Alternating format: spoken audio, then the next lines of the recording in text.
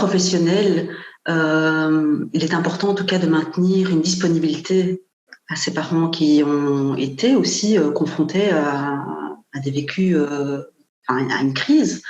Et en temps de crise, ce qui est important en tout cas, c'est de pouvoir permettre aux parents de se déposer. Donc il s'agit de pouvoir entendre, en tout cas d'accueillir, d'écouter ce qui se dit, parce que c'est la première chose qui peut en tout cas aider le parent.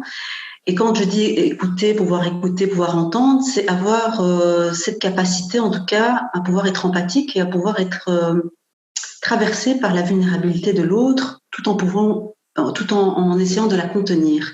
Il ne s'agit pas d'être dépassé par ses émotions, il s'agit de garder une juste place pour justement pouvoir accueillir, contenir, mais sans que ça fragilise le professionnel.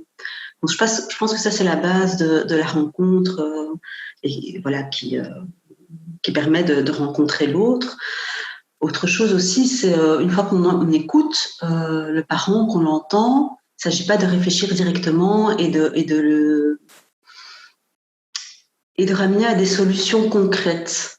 Le professionnel doit pouvoir en tout cas maintenir une posture de non-savoir. C'est-à-dire que le savoir est chez l'autre, il est chez le parent, mais comment, en tant que professionnel, se mettre à disposition, mettre sa psyché à disposition de l'autre, du parent, pour pouvoir co-construire ensemble.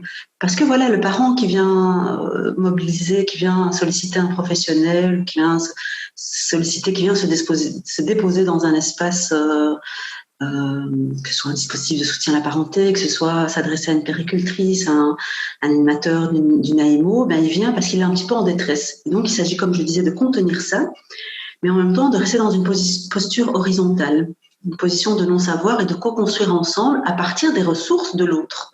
Donc, le parent vient chercher les ingrédients pour en faire lui-même sa recette. Il ne s'agit pas de lui donner une recette tout de suite. Alors, c'est aussi important de rajouter qu'il faut aller au rythme, il faut accompagner au rythme du parent.